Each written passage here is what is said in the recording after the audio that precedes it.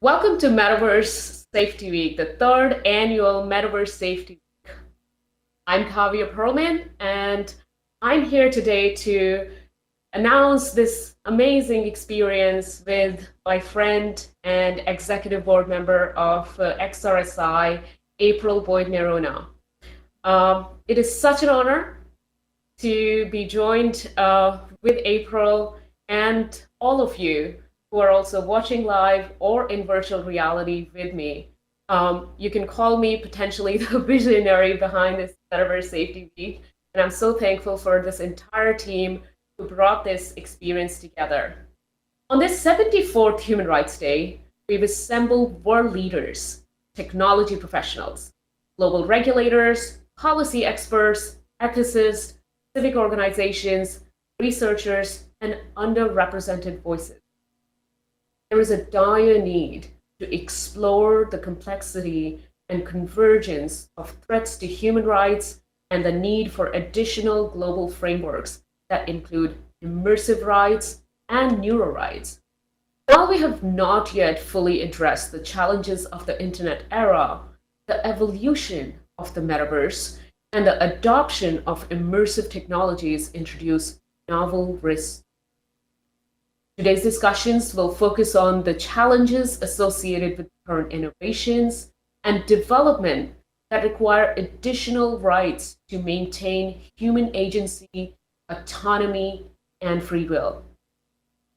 On behalf of April Boyd-Nerona, who is joined with me, and the XRSI board, advisors, volunteers, and the Metaverse Safety Week sponsors, partners, and supporters, I welcome you all to this remarkable celebration that is taking place in virtual reality via Altspace VR and also being broadcasted via AWE.live, as well as our YouTube channel, XRSI YouTube channel. So let me begin by saying this Metaverse Safety Week is so important. This is a point of reflection for all of us. We are bringing the world together to safeguard the metaverse. Thanks to our headliner, Meta, helping us all discover revolutionary technologies, leading the way in connecting us in business and at home. Thanks to today's track sponsor, Minderoo Foundation, a philanthropic organization dedicated to taking on challenges, persistent issues with the potential to drive massive change. And finally, thanks to our key supporters for human rights in the metaverse track, the Australian Human Rights Commission, the Ministry of Economic Development and Technology of the Republic of Slovenia, the Ministry of Digital Transformation of Ukraine, and so many other community partners are coming together on the 74th Human Rights Day.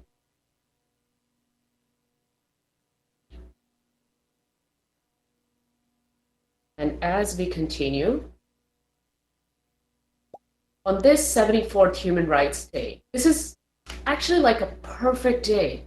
Because, this is a day we observe every year on 10th of December, the day United Nations General Assembly, UNHR, was adopted. They adopted a document, Universal Declaration of Human Rights, UDHR.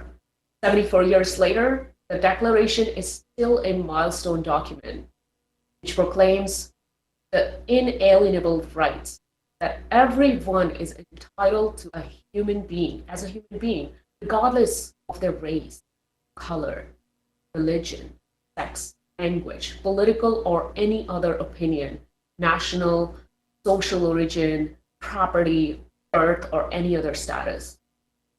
So there is no better day to dive deeper into these aspects of human rights in the metaverse than today.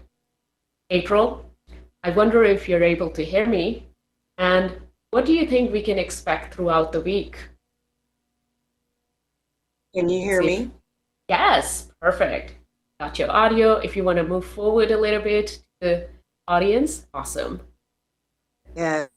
So excited to be here. And as you mentioned, Kavya, we are this is an epic time and an epic event to bring, literally, as you mentioned, the world together and to continue to lead the very important, timely narrative of today in relations to human rights.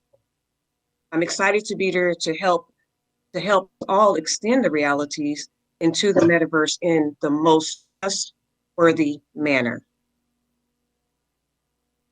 So I know, April, you have this question for me, and I'm sure all of you are wondering what can be expected today. So first of all, if you're in virtual reality, I believe this might feel pretty surreal. We're talking about the metaverse, we're stepping into this virtual reality, and yet at the same time, we're also able to interact in many different timelines. So I personally, April, feel so honored and so proud of us for having this ability and this passion for driving human rights and safety at the forefront.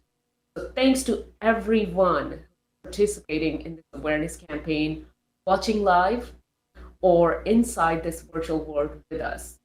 I want to thank every single person who's being part of this movement, this global movement, Metaverse Safety Week, and all of you who are inspired by these opportunities, these technological convergence that is in front of us, and all of you who remain concerned about what will become of safety, privacy, identity, and human rights in the metaverse. Today signifies that you're not alone. We're all in this together, and with some of the most distinguished world leaders taking part in this campaign this year.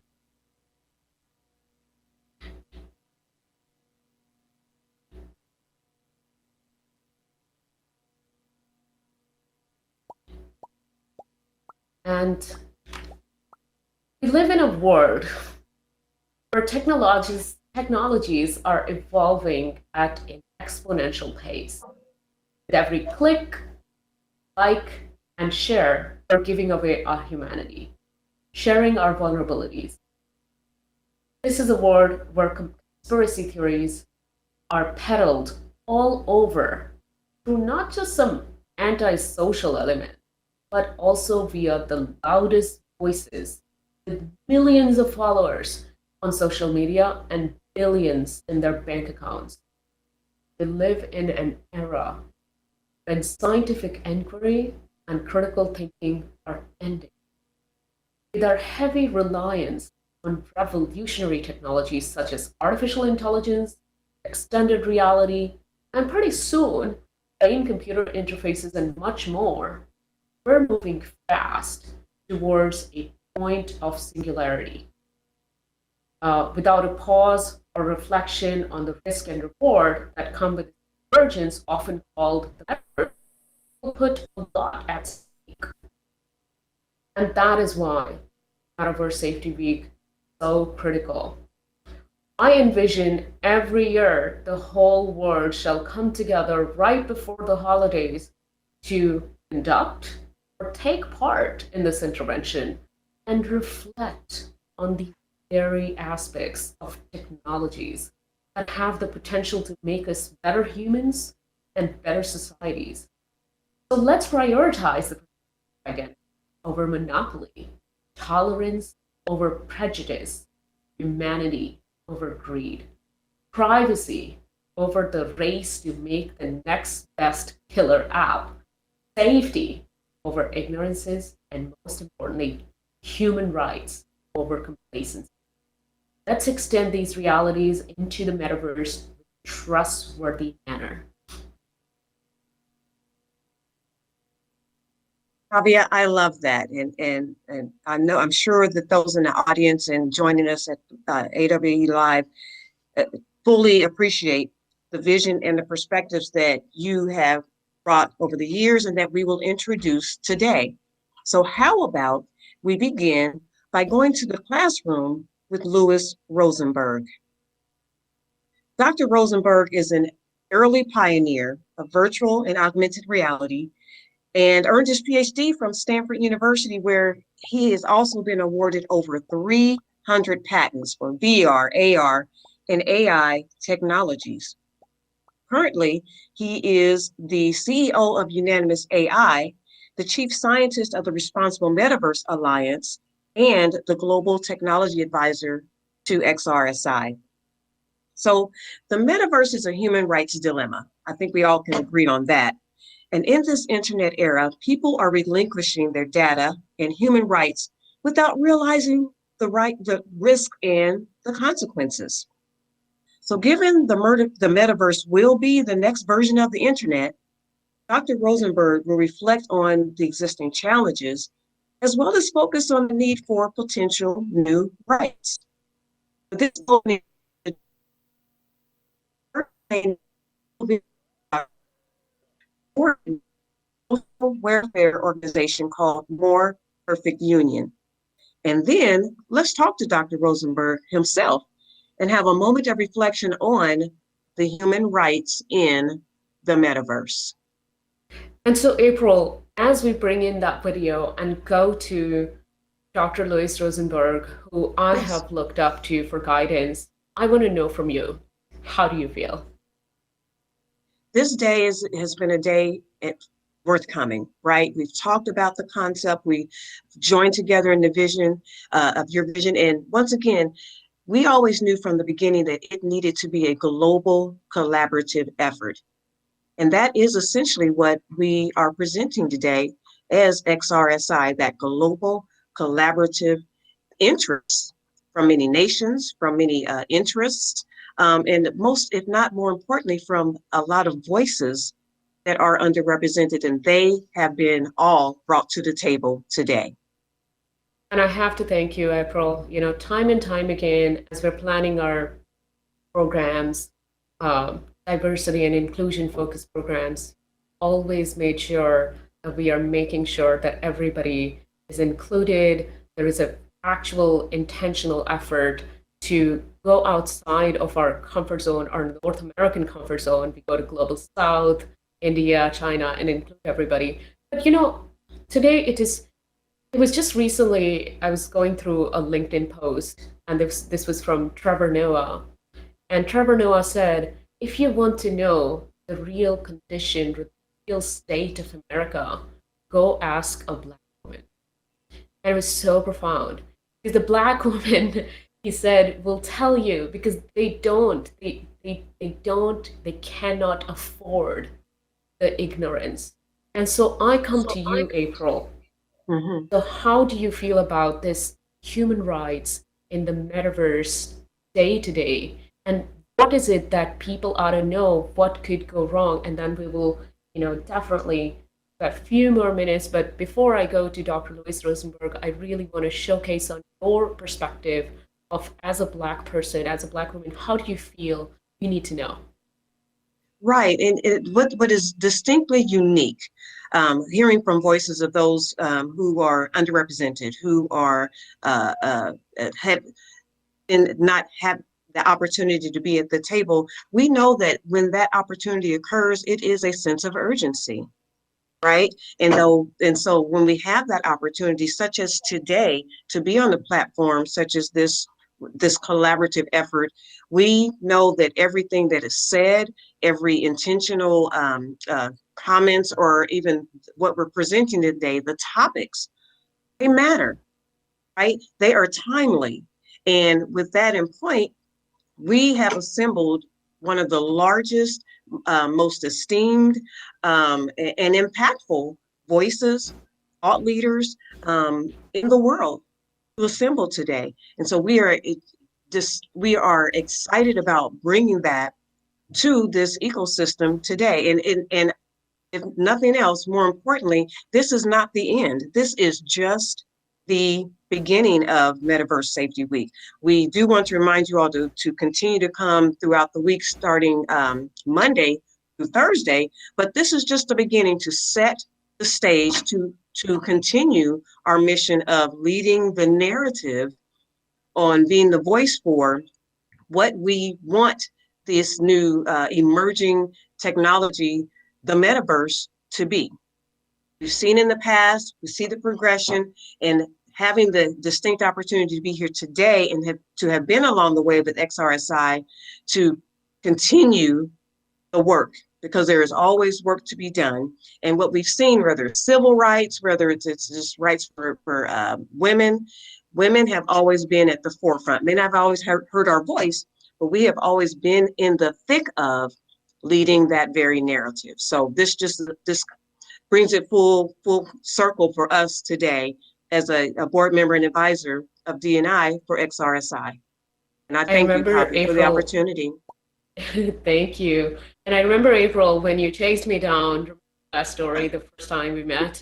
And I think this is the moment we were both chasing at that time, is to Exactly. potentially extend our experiences into this urgency. Because I mean, in America, we've seen George Floyd story play out. We have seen Roe versus Wade knocked down. And as women today, privacy, human rights could be more important to discuss because those are all threatened. And so this is just, just the beginning of the conversation. And why holidays? Because, holidays are a time that, I'm a cybersecurity professional. Cyber criminals are idle. They actually jump on the opportunity of you guys are taking holidays, they actually get to work. And alongside, holidays is also going to be the time people spend money, engage with more technology. And we want to have this moment. And hopefully all governments will join us inevitably and eventually to provide to us guidance every single year before the holidays to children, to parents, human rights activists who shouldn't be disclosing their location just to be able to do their job. So April, let's both of us get off the stage and let's go to classroom with Dr. Louis Rosenberg. All righty. The metaverse has exploded into the mainstream over the last 12 months. We believe the metaverse will be the successor to the mobile internet. They're in the metaverse. What the heck is the metaverse anyway? For many people, it's the first time they've considered the implications, both positive and negative. Personally, I've been thinking about the metaverse for over 30 years, and while I'm still excited about the positives, I'm increasingly terrified about the dangers. And believe me, I wasn't always the one sounding the alarm. In fact, this is me in 1992. Back in the early 90s, I was a researcher at Stanford and NASA and the US Air Force, where I developed the world's first augmented reality system. The research was a success, showing we could boost human performance when merging the real and virtual into a single reality. But more importantly, I got to see how excited people were when they climbed out of the system with huge smiles. Now, 30 years later, major corporations are spending billions to bring the metaverse to consumers. They envision a world where virtual and augmented reality will touch all aspects of our lives. There is no doubt the metaverse is coming, and yes, it will be magical, but at the same time,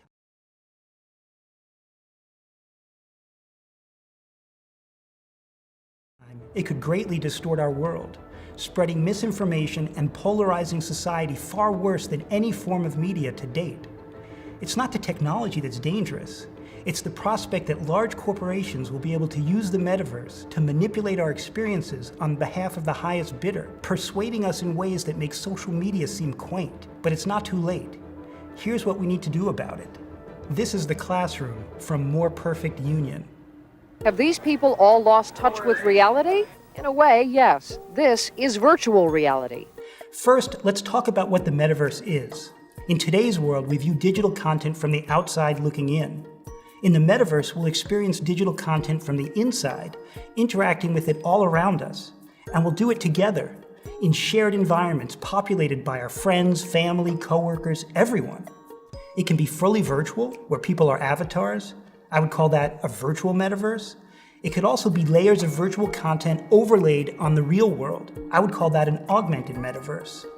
My view is that within 10 years, most people will spend at least 2 hours a day in the virtual metaverse, using it for shopping, socializing, entertainment, and targeted business applications. It will be very popular for short-duration activities, like television today. At the same time, I believe that within 10 years, the augmented metaverse will become the central platform of our lives. When people walk down the street, they won't be staring down at their phones. They'll be seeing content splashed all around them, embellishing our world with layers of information. You could use a Guinness right about now. Whether virtual or augmented, the metaverse has the potential for remarkable creative applications. But there are also great dangers. Social media platforms already track your behaviors online. In the metaverse, they'll track much, much more. Where you go, what you do, who you're with, where you look, even how long your gaze lingers. The platforms will even monitor your facial expressions and vocal inflections and vital signs. I know this sounds creepy, vital signs, but smartwatches can already do this, and before long, the sensors will be built into your earbuds, tracking your heart rate, your respiration rate, your blood pressure, and they'll use this data to predict your emotions. Yes, this is a privacy concern, but to me that's just a small part of it. The bigger issue is what the platform providers will do with this intimate information. And what they will do is target you. After all, that's the big tech business model. Create a profile of people's behaviors and then sell it off to the highest bidder. We only have to look at the billions of dollars of venture capital money flooding into metaverse products to see that these tools of deception will be used on behalf of large corporations. It will be an advertising revolution. With AR and VR, marketing won't be the overt pop-up ads of today's internet, but subtle, simulated additions to our world that look and feel real. Think of the film The Truman Show. In the movie, Jim Carrey lives in a completely fake world. The whole world revolves around him. Within the world of The Truman Show, advertising is presented as just another naturally occurring part of the reality. All natural cocoa beans from the upper slopes of Mountain Nicaragua, no artificial sweeteners. What the hell are you talking about? The metaverse will trap all of us within our own unique Truman Show, with platform providers pulling the strings, crafting experiences all around us on behalf of paying advertisers. Imagine that you're walking down the street in a metaverse, and maybe you see people walking the other way drinking a particular brand of energy drink. And eventually you start to think, wow, that brand is really popular. What you don't realize is that whole experience was manufactured on behalf of a paying advertiser and targeted specifically at you. In other words, you form ideas about your world, about your community, without realizing that most people are not seeing what you're seeing. It was just designed for you. And it doesn't need to be something benign like energy drinks. It could be political messaging or misinformation. For that, let's consider another 90s blockbuster about the nature of reality, The Matrix. In that film, there are computer programs who move in and out of the world as agents of the Matrix. They look like humans, sound like humans, and move through the world like any other human. Similarly, the metaverse will be populated with AI avatars that engage you in promotional conversation, and you may not even realize that they're not real people. Some people think, oh, I'll be able to tell the difference. I'm not stupid. Well, take a look at the following faces here. Which of these images do you think are real human beings and which are computer-generated faces? I'll wait for your answer. Okay, think you got it? Well, the fact is, all of these faces are computer-generated. A study this year from Lancaster University found that most people are not able to distinguish between computer-generated faces and human faces. And not only that, the people surveyed found the computer-generated faces to be more trustworthy than the human faces. You might think, okay, fine, this is all scary. I'll just choose not to take part in the metaverse. Problem solved, right? No, it will feel no more optional than internet access feels optional today. You won't unplug your AR system because it would make important aspects of our world inaccessible to you, putting you at a disadvantage socially, economically, and intellectually. The fact is, the technologies we adopt in the name of convenience rarely remain optional. Don't get me wrong, the metaverse has the power to enrich our lives in wonderful ways. I am confident that AR and VR will enable surgeons to perform faster and better, construction workers, engineers, scientists, artists, everybody.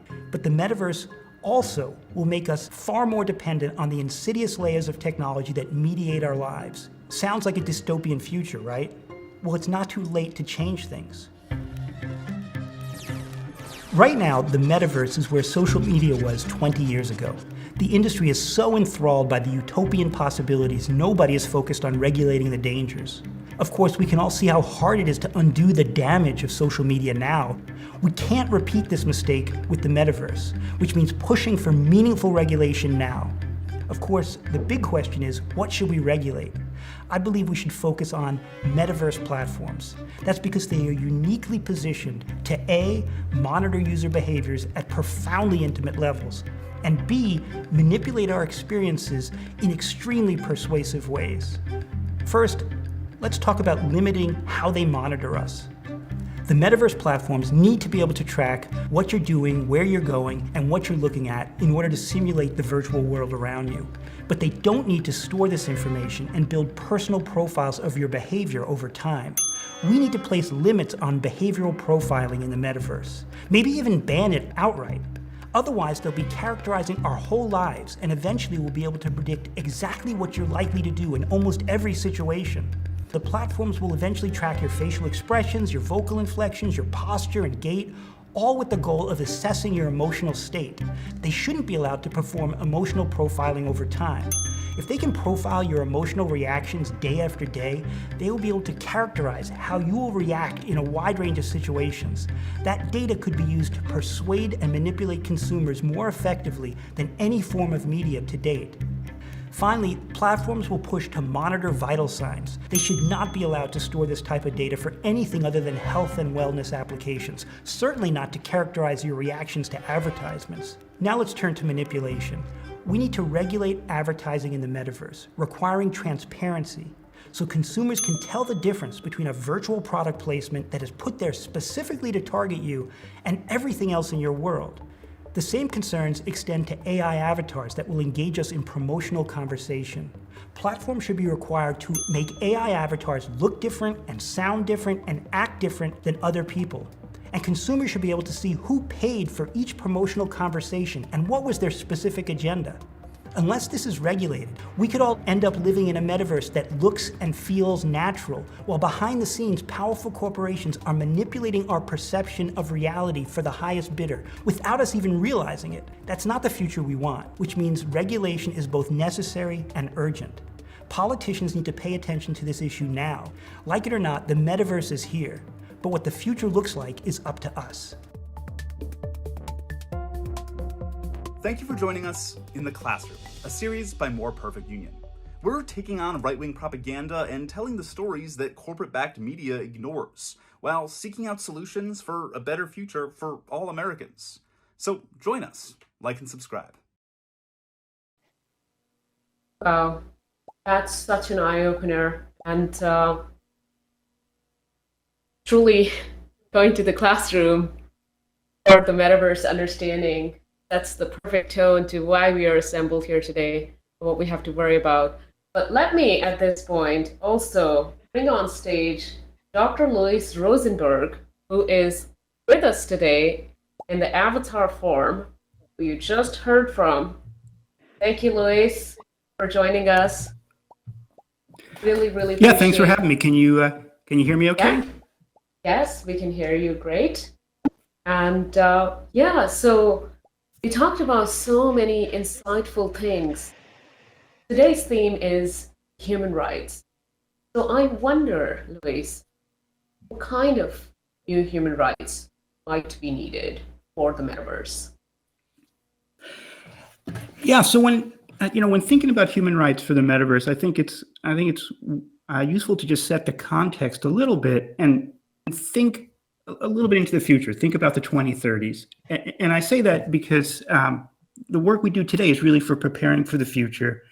And in the 2030s, the metaverse is not going to be cartoonish. It's going to be deeply realistic. It's going to be deeply impactful. We're going to think back to today when we're all in this room together, and we clearly know this is not reality, and we're going to think that was those quaint early days.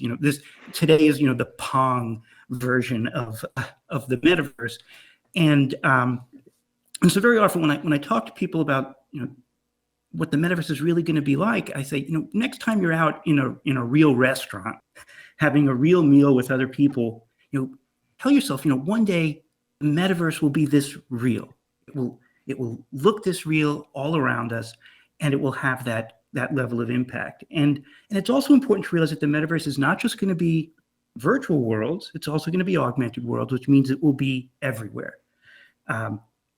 And it's important to realize that people are going to need to use it for critical services, critical activities in their daily life. You will, in the 2030s, need to enter virtual worlds for shopping, for education, for your profession. It's not going to feel optional to you. It's going to feel just as much as a requirement as using the internet today. And it's also going to be augmented world, meaning you will have virtual content all around you during your life and during your daily life. And by that, I mean, right now when you access your digital world, you're doing that through your phone. You're staring down a little screen on your hand. And in the 2030s, that little screen in your hand is going to go away. It's going to get replaced by eyewear, and virtual content is going to be everywhere. And it's going to be how you access your daily life from the moment you wake up to the moment you go to sleep. And so it's very realistic scenario that in the 2030s, the phone is gone. It's now stylish, lightweight eyewear, and the metaverse is everywhere. From the moment you wake up to the moment you go to sleep, most of it's augmented, but a lot of it is entering virtual worlds. And so we should think of it as this coming ubiquitous technology. And there's a very good chance this technology will be controlled by large platforms. Those large platforms could be controlled by corporations or state actors, depend on where in the world we're thinking. And these platforms, just by their very nature, are going to be able to track everything that you do and then modify the world around you in real time. That simple idea is something that we should say, imagine that our reality is going to be something that a third party is going to be able to mediate, tracking everything you do and modifying the world around you in real time. Does that sound dangerous? Does that sound like something that should have policy and regulation and human rights to protect? Does that sound like something that could impact our agency and free will? I think it does. And I say that as someone who is actually a fan of the metaverse. And I've been involved, for over 30 years. I've been a researcher working on reality, augmented reality technology. I've founded multiple companies in virtual reality and augmented reality. I believe in the profound benefits that this technology can bring. And so I raise these concerns not as somebody who is a detractor, but as somebody who says, this technology is profoundly powerful. And because it is so powerful, we have to consider the dangers and think about what human rights are needed. And on the positive side, the power of the metaverse, whether it's virtual or augmented, is that it presents information to people in the form that we evolved to receive information. We evolved to perceive our world as spatial information that we can engage all around us. It's how our perceptual system works. It's how we understand our world. It's how we interact with our world. It's how we remember our world. It's how we build intuition and wisdom. The metaverse will have profoundly beneficial impacts to all aspects of society. But that profound power also means that it can be used in negative ways.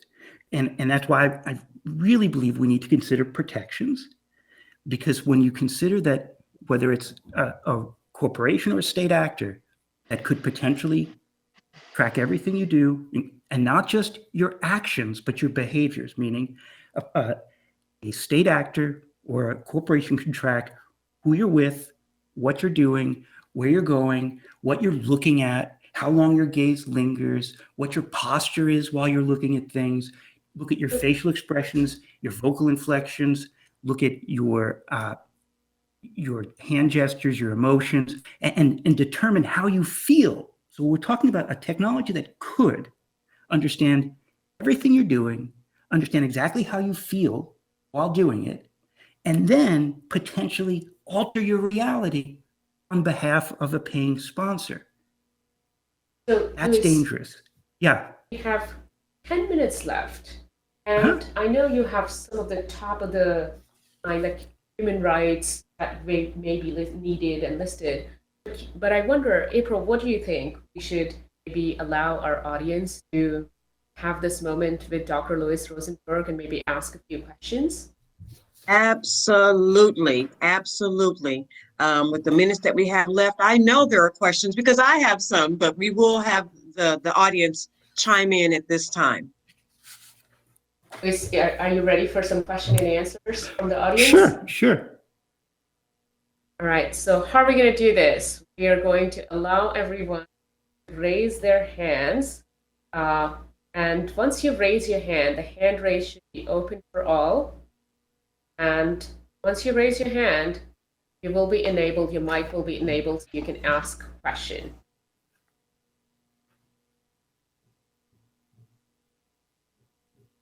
And we have allowed the hand raises. Anyone who wants to ask questions can click on the hand raise, and then they will show up and we will allow you to open your So mic. you do not necessarily have to walk to the mic. Go. Noble, who just raised his hand. All right, Noble, I think you are already ready to go.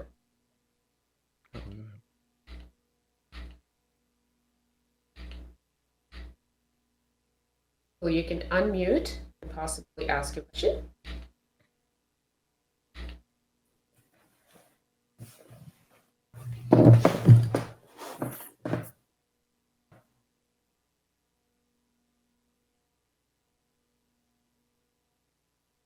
And anyone else who wants to raise hand, please go ahead. Let's hear from Elle. Just have to unmute and you can speak. Can you hear me? Yes, we can hear you, Elle.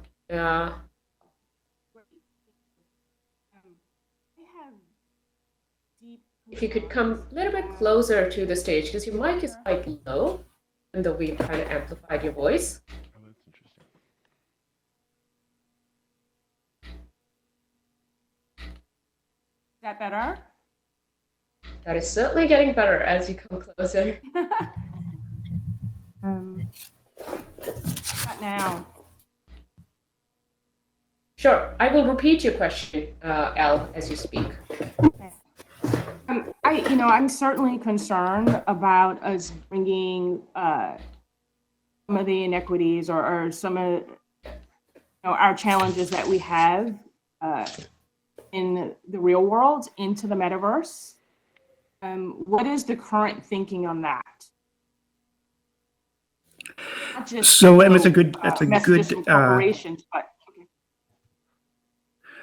right. So the question was, what about bringing current inequities into the metaverse, which is definitely, I think, a significant concern, and really would go to the type of human rights that we should think about.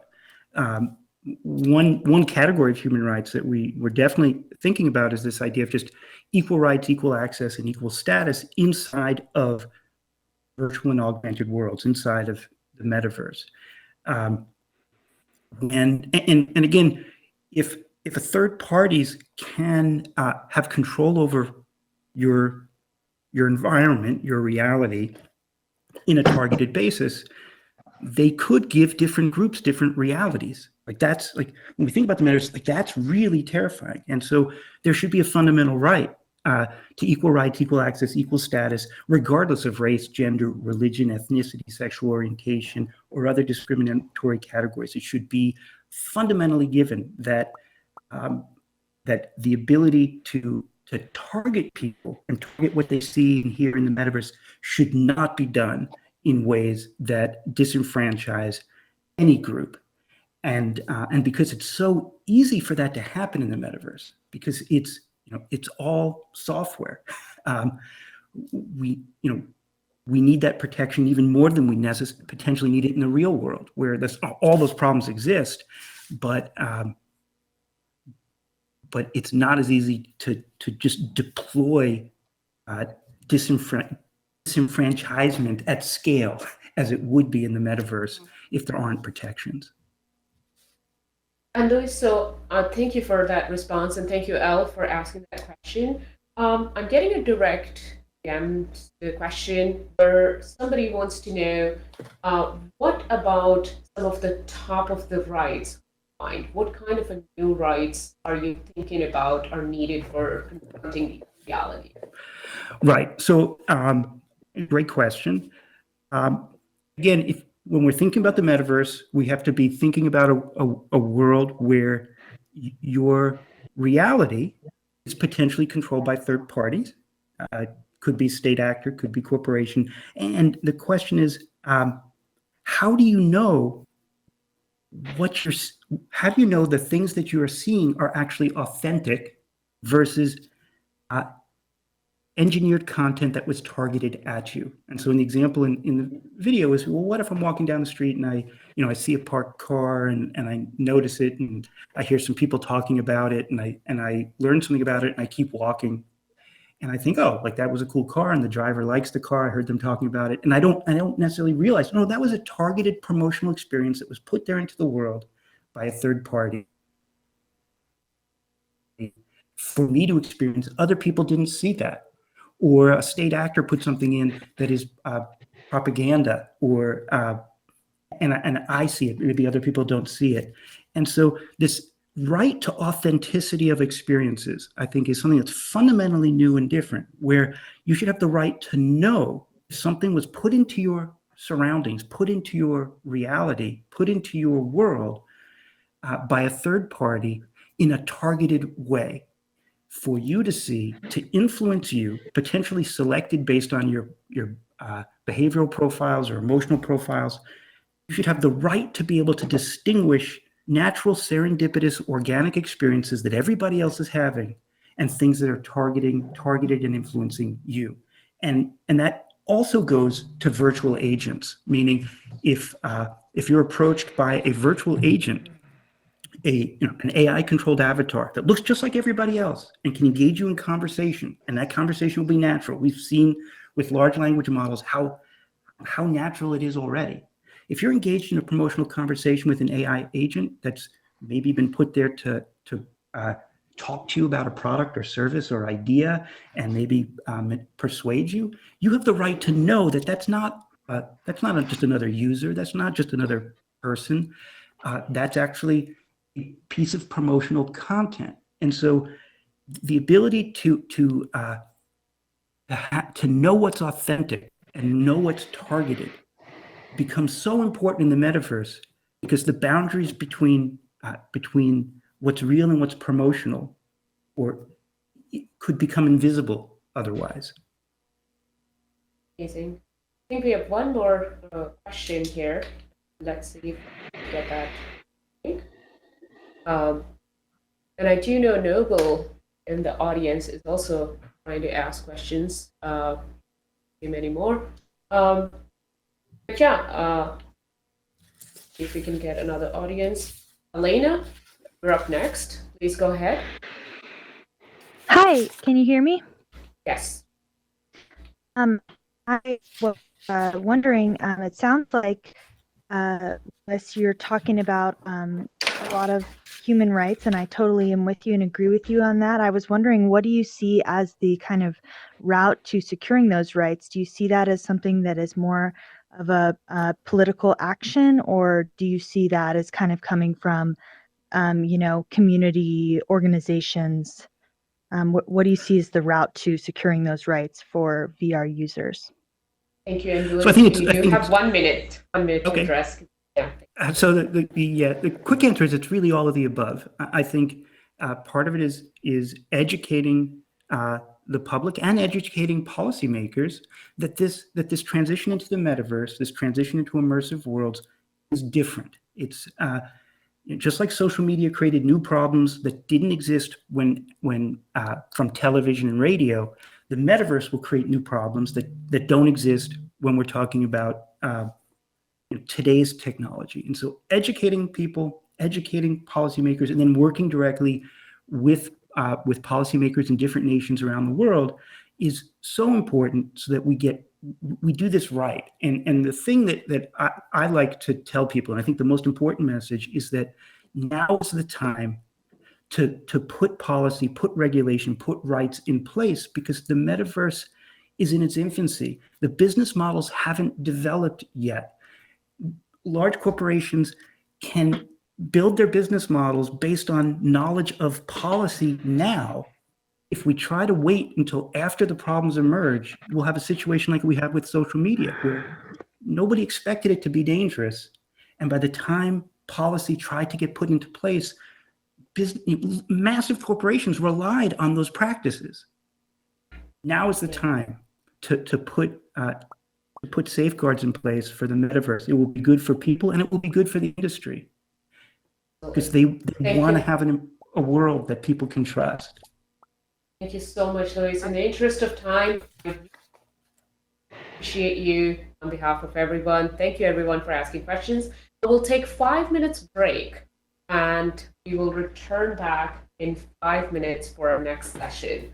So stick around, take a water, get out of your VR headset, and let's come back in 5.